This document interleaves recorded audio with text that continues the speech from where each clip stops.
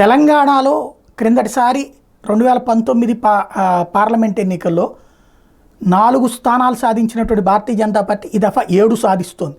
అదే సందర్భంలో 3 స్థానాలు సాధించిన కాంగ్రెస్ పార్టీ లీడ్లో ఉంది, 8 స్థానాలు. టోటల్గా చూస్తే తెలంగాణలో కాంగ్రెస్ బీజేపీ పోటాపోటీగా నడుస్తున్నాయి. మొత్తం 17 స్థానాల్లో 8, 7, 1, 1. క్రిందటిసారి 8 స్థానాలు గెలుచుకున్నటువంటి ఇది కాస్త 8, 9 గెలుచుకున్నటువంటి బీఆర్ఎస్ కాస్త ఇప్పుడు 1 సీటుకి పరిమితం అవుతుంది. MIM 1 seat. టోటల్గా చూస్తే కాంగ్రెస్ పార్టీ మొన్నటి అసెంబ్లీ ఎన్నికల విజయాన్ని కంటిన్యూ చేసింది. అయితే ఇక్కడ అదే రేంజ్లో సాధించినట్టు, ఎందుకంటే అప్పుడు 64 కదా వచ్చింది, ఇప్పుడు 8 ఏళ్లే కదా. అదే సందర్భంలో అసెంబ్లీ ఎన్నికల్లో కేవలం 8 అసెంబ్లీ స్థానాలు గెలుచుకున్నటువంటి బీజేపీ ఇప్పుడు 7 ఏళ్ళు 49 పార్లమెంట్ స్థానాలు అంటే అసెంబ్లీ స్థానాల స్థాయికి ఎదిగిందనమాట. అదే సందర్భంలో 39 అసెంబ్లీ స్థానాల దాకా గెలుచుకున్నటువంటి బీఆర్ఎస్ ఒక్కటంటే దాదాపు 7 అసెంబ్లీ స్థానాల స్థాయికి తగ్గిందనమాట.